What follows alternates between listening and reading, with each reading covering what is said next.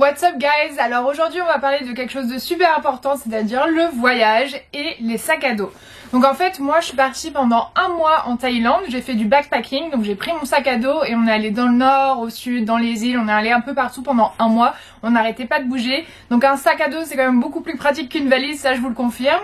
Et du coup je voulais faire une petite revue de ce sac parce que je sais que c'est important de trouver un sac à dos qui nous convienne et qui soit résistant, confortable, tout ce genre de choses quand on part en voyage, surtout si c'est pendant une durée assez longue, un mois ou plus. Et je sais que moi-même j'avais regardé pas mal de sacs à dos avant de prendre celui-là parce que c'est le premier que j'ai vraiment acheté pour partir en voyage. Donc voilà, je voulais déjà mettre ça en avant, hein. C'est bien testé pendant un mois, je l'ai mis, il est allé au soleil, il est allé sous la pluie, il est allé un peu partout. Donc il est testé et approuvé, mais aujourd'hui je vais vous parler d'abord des points forts du sac parce que c'est les plus nombreux, parce que j'aime beaucoup ce sac, et ensuite quelques points faibles. Donc c'est parti. J'ai oublié un point assez important de vous répéter quand même, c'est que la marque c'est 4Class, donc ici, et ensuite c'est le Travel 100 en 60 litres que j'ai pris. Donc la première chose, le premier truc qui a attiré mon œil sur ce sac en fait, c'est que l'arrière, donc la partie que les autres voient, que vous ne voyez pas quand vous marchez, c'est qu'elle est toute fermée en fait. Il n'y a aucune ouverture là-dessus, en fait toutes les ouvertures sont sur votre dos.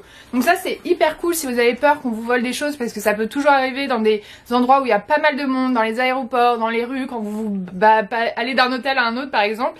Vous faites pas forcément toujours attention, vous regardez les directions plus que votre sac. Et du coup c'est important d'avoir un sac, je trouve personnellement, où c'est pas ouvert derrière, parce que sinon c'est beaucoup plus facile de voler des choses, ou même si malheureusement vous l'avez mal fermé, de perdre quelque chose ou quoi que ce soit. Donc franchement ça déjà c'est un des premiers points forts qui pour moi est vraiment top, c'est que tu n'as aucune ouverture sur l'arrière, donc personne peut te voler des choses sans que tu t'en rendes compte. Le deuxième point fort du sac que je trouve très cool, c'est que tu as deux types d'ouverture. Donc tu as une ouverture un peu normale en mode sac à dos et une ouverture en mode valise. Donc je vous montre ça, les deux ouvertures, mais c'est très pratique. Donc t'as ton sac à dos sur le dos parce que t'es en train de bouger, tu vas d'un hôtel à un autre, t'es en train de marcher vers un taxi, ou t'es juste en train de marcher sans prendre de voiture ou de bus parce que t'as la foi. Et bien t'as ton sac à dos sur le dos, tout d'un coup tu te rends compte qu'il fait un petit peu plus froid que prévu, tu vas attraper un petit pull, une petite écharpe ou un bonnet. Bah tu peux juste déclipser, donc t'as deux petits clips en haut, tu les enlèves, tu les déclipses et là tu ouvres ton sac comme un vrai sac à dos. Donc t'as juste à ouvrir la petite capuchon du haut et là hop tu peux attraper directement ton écharpe, ton bonnet comme je dis. Donc ça c'est juste à vous de bien trier votre sac quand vous vous déplacez. Quand vous restez à l'hôtel, bah, vous pouvez mettre ce que vous voulez dans le même sens, enfin dans le sens que vous voulez, mais quand vous vous déplacez d'un endroit à l'autre, je conseille de mettre les trucs les plus importants au fond, que vous n'allez pas toucher, et les choses comme peut-être une bouteille d'eau ou une écharpe ou un bonnet ou quelque chose dessus, comme ça quand tu l'ouvres comme un sac à dos c'est plus pratique pour attraper les choses. Donc ça c'est sympa, je l'ai utilisé plein de fois justement quand j'ai par exemple pour les parapluies ou les choses comme ça, si vous allez avoir un kawaii mais pour l'instant il pleut pas, tu le mets juste dessus, comme ça tu pourras ouvrir ton sac comme normal pour l'attraper si jamais il pleut. Donc ça c'est très pratique. La deuxième chose qui est très cool, donc c'est la deuxième ouverture que tu peux ouvrir en mode valise, parce que là pour attraper des choses quand t'es à l'hôtel c'est pas ouf. Alors là par contre faut l'étaler sur le sol, tu l'allonges et tu l'ouvres en fait à la transversale, ça se dit, à l'horizontale. Et hop, ça fait comme une valise. Donc là, tu peux vraiment l'ouvrir et voir tout l'intérieur de ton sac comme une valise. C'est hyper pratique parce que comme ça, tu as vraiment le choix entre les deux. Donc un, c'est surtout quand tu es en mouvement, quand tu as le sac sur le dos, que tu veux juste rapidement attraper quelque chose. L'autre, quand tu es vraiment à l'hôtel, tu veux trouver ton pyjama pour le soir ou quoi que ce soit. L'ouvrir comme ça, c'est 10 fois plus pratique parce que là, tu vois l'ensemble de ce que tu as dans ton sac à dos. Donc franchement, ça, je trouvais ça hyper top. Troisième chose très cool dans ce sac, c'est que tu as plein de pochettes différentes et ça, c'est pratique quand tu veux trier tes affaires. Donc par exemple dans le mode valise, tu as une sorte de petite pochette à part où tu peux mettre surtout des chaussures. Moi c'est ce que je mettais dedans, je pense que c'est fait pour ça. Après tu peux mettre juste quelque chose qui est peut-être pas très propre ou quelque chose que tu veux séparer du reste. Donc moi la plupart du temps c'était les chaussures. Donc je les mettais dans cette pochette là qui est intégrée. Ensuite tu as une petite pochette pour, t'es en train de faire du télétravail ou quoi que ce soit, t'emmènes ton ordi, là tu as une petite pochette pour ton ordinateur. Donc ça c'est très cool. Ensuite si je referme, je vais vous montrer, en fait tu as des petites poches un peu partout sur le sac. Donc on referme la poche principale. Donc en fait au niveau du capuchon, donc votre sac il est comme ça. Attendez, je vais me mettre de l'autre côté, c'est plus pratique. Votre sac il est comme ça. Vous avez un petit capuchon que vous pouvez fermer avec les clips que je vous ai montré tout à l'heure. Mais dans ce capuchon en fait il y a deux poches différentes. Donc tu en as une petite de ce côté là. Donc elle n'est pas énorme mais en vrai tu peux quand même mettre des choses la plupart du temps. C'est bien de mettre des choses importantes mais que tu dois attraper de temps en temps, par exemple je sais pas moi ton passeport ou des choses comme ça. Moi la plupart du temps je les mettais là-dedans parce que c'est quand même enfermé donc on peut pas te le piquer, mais c'est rapidement ouvert donc tu peux rapidement y accéder si tu en as besoin assez rapidement. Donc tu peux mettre des papiers par exemple, des tickets de train ou ce genre de choses. Ensuite, tout au-dessus, tu as la grande poche. Donc celle-là, elle est beaucoup plus grande. Tu peux mettre vraiment beaucoup de choses. Moi, je mettais plein d'affaires. Des fois, je triais. En fait, je mettais toutes les chaussettes, les culottes dans cette partie-là. Parce que je mettrais rien d'important dans celle-là. Parce que c'est la poche qui est la plus facile, plus accessible. Parce qu'elle est en haut du dos. Donc je mettais jamais rien d'important. Mais comme tu as plein de place, tu peux trier et mettre une partie de tes affaires là-dedans. Donc c'est hyper pratique. Donc voilà. Ensuite, tu as des poches sur les côtés. On va refermer ça pour que... Hop. Que ça se voit un petit peu mieux. Mais du coup en fait tu as aussi des poches sur les côtés. Donc ici tu as une petite poche. En vrai j'avoue celle-là je sais pas exactement quoi mettre dedans, je l'ai jamais utilisée. Je pense on dirait que c'est pour mettre une bouteille d'eau, sauf que moi j'ai déjà essayé et en fait si les bouteilles d'eau sont trop hautes bah elles tombent, elles tiennent pas vraiment dedans. Donc dites-moi dans les commentaires si vous avez un sac comme ça vous mettez quoi vraiment dedans. Donc voilà, ça je sais pas, je suis pas sûre qu'est-ce que vous pouvez mettre dedans. Moi la plupart du temps du coup je mettais des mouchoirs ou des choses comme ça. Et de l'autre côté, par contre, vous avez une vraie poche assez grande, donc c'est avec une fermeture. Hop, et là vous pouvez encore mettre des choses sur le côté de votre sac. Donc ça c'est pratique, hein, comme je dis, tu peux trier un peu tout ce que tu veux, mettre dans une poche tout ce qui est sous-vêtements, dans une poche tout ce qui est accessoires, dans une poche peut-être tout tes électroniques ou des choses comme ça. Donc c'est vraiment pratique d'avoir pas mal de poches pour pas que tout soit mélangé, que ça soit vraiment facile à trouver et à trier.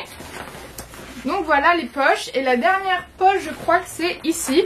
Donc en fait au niveau de la ceinture, là où tu peux fermer pour que ça soit mieux accroché à ton dos, t'as encore une petite poche. Donc elle est petite mais ça c'est pratique pour les choses que tu veux facilement accéder.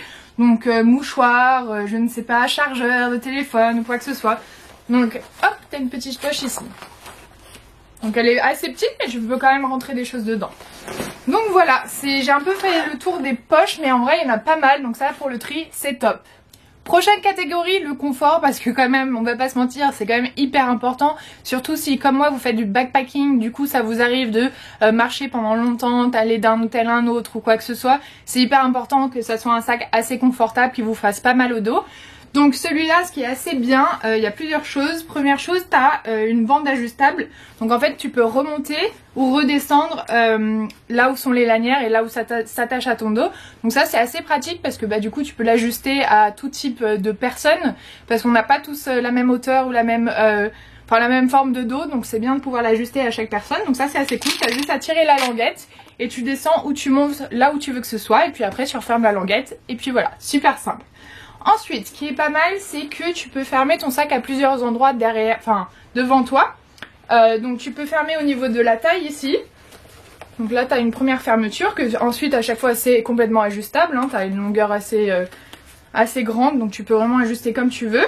Et tu as juste à clipser avec ces petits trucs là. Donc tu as ici et un peu plus haut à cet endroit là aussi tu peux clipser. Ça c'est hyper pratique parce qu'en vrai si tu te rends compte direct de la différence, si tu mets juste le sac à dos sans clipser les choses devant, tu vas sentir que c'est beaucoup plus lourd parce que bah, tout simplement le poids il est beaucoup moins bien réparti. Donc tu vas vraiment le sentir plus dans ton dos. Dès que tu fermes déjà au niveau de la taille, franchement ça change tout, ça fait hyper du bien parce que bah, du coup le poids il est beaucoup mieux réparti. Il est un peu plus du coup sur le bas de ton dos et c'est beaucoup plus agréable que quand c'est que sur le haut du dos. Donc ça je recommande totalement de toujours bien fermer son sac, surtout quand tu marches pendant assez longtemps parce que sinon ça va vraiment te niquer le dos, ça fait hyper mal. Donc j'ai testé les deux, je peux vous dire qu'on sent une différence quand même quand tu fermes bien les choses. Donc là tu as deux clips, tu peux ajuster au niveau du dos, donc c'est top. Ensuite tu as des sortes de petits paddings. Donc au niveau du dos, des épaules, tu as des petits paddings, donc des sortes de petits coussinets. Donc ça permet en fait de pas avoir une sensation trop dure sur le dos. T'as un petit padding, donc c'est beaucoup plus mou, donc c'est plus agréable. T'as des petits paddings aussi sur les endroits où tu fermes. T'as un petit padding ici qui est un peu plus épais que les autres au niveau du bas du dos. Donc franchement c'est plutôt pas mal je trouve comme sac parce que tu peux bien répartir le poids, tu peux bien ajuster à ta taille et ta morphologie et en plus tu as des petits paddings, des petits coussinets pour essayer d'avoir un petit confort et que ce soit pas aussi dur sur ton dos, donc c'est franchement pas mal. Une autre chose assez cool qui se passe au niveau des fermetures, c'est pour la sécurité du sac. Donc j'en ai parlé un petit peu avant, le fait que en fait c'est pas ouvert devant et que toutes les poches soient accessibles de derrière, donc de ton dos, donc normalement personne peut y accéder. Mais il y a une deuxième chose dont j'ai pas parlé, c'est qu'au niveau des fermetures à glissière, je sais pas si on peut voir très bien, il y a des petits ronds. Donc en fait c'est fait pour mettre un cadenas tout simplement. Donc ça c'est assez pratique si vous voulez fermer votre sac avec un cadenas, que ce soit pour l'aéroport ou même des fois moi je le fermais quand je le laissais à l'hôtel si je laissais un truc un peu important dedans. C'est super cool parce que bon bien sûr il y a des sacs tu pourrais les fermer comme ça mais tu peux couper donc c'est pas très pratique. Là c'est vraiment intégré où t'as 2 ronds et tu t'as juste à les pousser et mettre ton cadenas. Donc voilà, j'essaye de faire comme les youtubeuses beauté comme ça pour que ça zoome dessus, enfin focus. Donc voilà, ça c'est aussi bien pratique si vous êtes un petit peu comme moi, un peu peur de tout et qu'on vous vole des trucs, vous pouvez mettre un cadenas. Une des dernières choses, mais pas des moindres, c'est qu'en fait quand vous achetez le sac, ça vient avec une capuche ou une couverture anti-pluie. Donc ça c'est pratique parce que si vous allez dans des pays comme moi, par exemple dans la Thaïlande, où des fois quand il pleut mais énormément, tu peux même plus sortir. Il y a un moment où il pleut tellement, en 2 secondes tu vas être trempé mais vraiment jusqu'aux os. Donc une capuche, je sais pas comment vous appelez ça, une couverture plutôt anti-pluie, c'est toujours pratique, ça vient avec le sac. Je vous le montre une fois que c'est mis. Donc voilà le résultat en fait quand t'as mis la capuche anti-pluie dessus. Donc ça protège bien sur les côtés du sac, tout en haut, en bas, c'est bien couvert. Comme j'ai dit, du coup je l'ai pris en Thaïlande sous la pluie. Donc quand il pleuvait vraiment très fort, on essayait quand même de pas y aller, mais ça nous est arrivé quand même de voir bouger au bout d'un moment. Quand ça pleut pendant des heures, faut bien bouger quand même, tu vas pas attendre toute la journée. Donc c'est hyper pratique, ne l'oubliez pas, emmenez là, c'est toujours pratique d'avoir ça. Ça protège ton sac très bien, je n'ai pas eu de problème où l'eau est rentrée dans mon sac tant que j'avais ça dessus. Donc franchement pareil, c'est arrivé que dans des tout petits pluies je suis sortie sans la capuche anti-pluie et pareil aucun problème où l'eau est rentrée dans le sac. Donc je pense niveau protection anti-pluie il n'y a pas de problème. Pareil quand même je suis pas celle qui fait le plus attention à ses affaires. Je l'ai pris pendant 1 mois, je le mettais sur le sol, je le posais un peu partout mon sac, il a pris la pluie, il a pris le soleil, il a pris le sable, il a un peu tout pris. Et franchement aucune égratignure, il est tout bien, on dirait qu'il est presque neuf. Alors que pendant il a passé quand même 1 mois en Thaïlande avec moi. Donc niveau résistance en vrai ça va, je crois que ce qui s'abîme le plus c'est tout ce qui est en plastique, normal. Les attaches, là il y a des petites rayures. Mais sinon au niveau du tissu du sac, là il n'y a pas de problème, il n'y a aucun trou, il n'y a aucune des fermetures qui s'est abîmée. Donc franchement niveau résistance je trouve ça vraiment pas mal. Comme j'ai dit, si vous voulez faire un peu attention, c'est juste tout ce qui est fermeture, c'est en plastique donc ça se raye assez facilement. Donc ça vous pouvez faire un peu plus attention que moi quand vous le posez à des endroits. Mais sinon voilà, en général le tissu il n'y a aucun problème, c'est comme neuf. Donc niveau résistance, pluie ou comment on dit, dégradation, il n'y a pas de problème. Alors maintenant parlons points faibles. Alors en vrai j'en ai trouvé que 2 et c'est pas complètement, il y en a un, c'est pas vraiment à cause du sac. Mais donc le premier problème c'est que comme c'est pas mal ajustable, t'as beaucoup de sangles qui traînent. T'as des sangles un peu partout qui traînent, si je le mets dans ce sens-là vous allez plus voir. T'as plein de petites sangles un peu partout. Donc ça c'est un petit peu chiant des fois, surtout là où ça nous a un peu plus embêté. C'est pour prendre l'avion, souvent ils n'aiment pas les sangles parce que ça peut se coincer dans la machine, sur les tapis roulants, etc. Après facilement ils te donnent en fait un sac en plastique exprès où tu mets ton sac dedans pour ensuite l'envoyer sur le tapis pour pas que les sangles se coincent quelque part. Donc ça c'est juste une mini perte de temps, c'est pas non plus, c'est pas très grave, mais c'est juste une mini perte de temps parce que souvent ils vont dire ah non là faut le protéger parce que les sangles ça peut se coincer donc c'est pas ouf, donc ils vont te le mettre dans un sac plastique. Donc c'est là le premier petit point faible.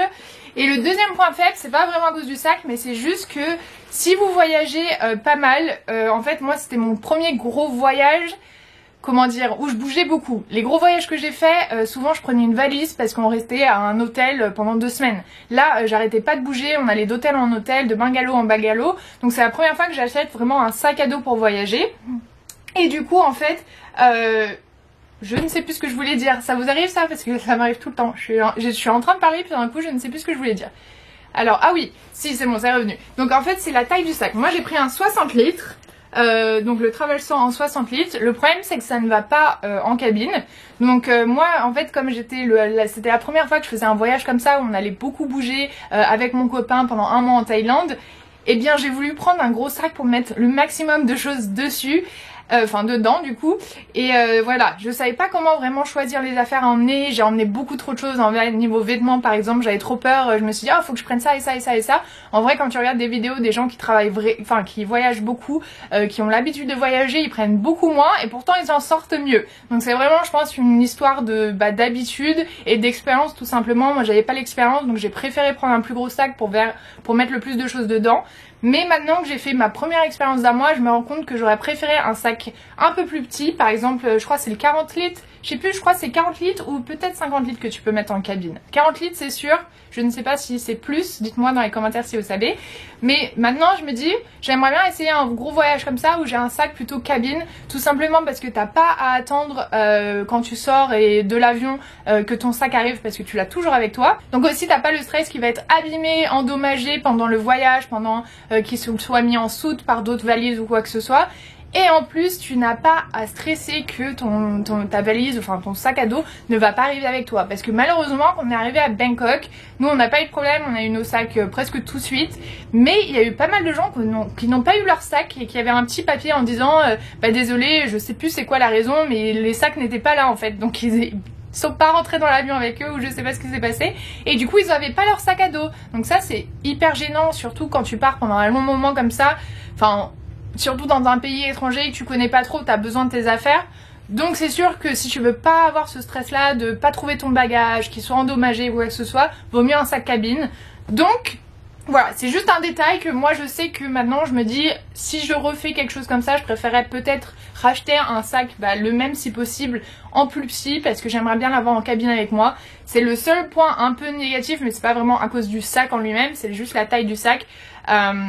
Voilà, c'est juste une pensée, voilà, si vous devez réfléchir à la taille du sac, juste pensez au fait que plus petit ça veut dire moins de stress. Après c'est sûr que vous pouvez moins mettre de choses dedans, donc c'est à vous de voir qu'est-ce que vous préférez. Bon voilà, c'est la fin de la vidéo, j'espère que vous avez bien aimé cette petite revue de sac à dos 4Class. C'est la première fois que je fais une revue de sac à dos, donc désolée si tous les termes ne sont pas bons.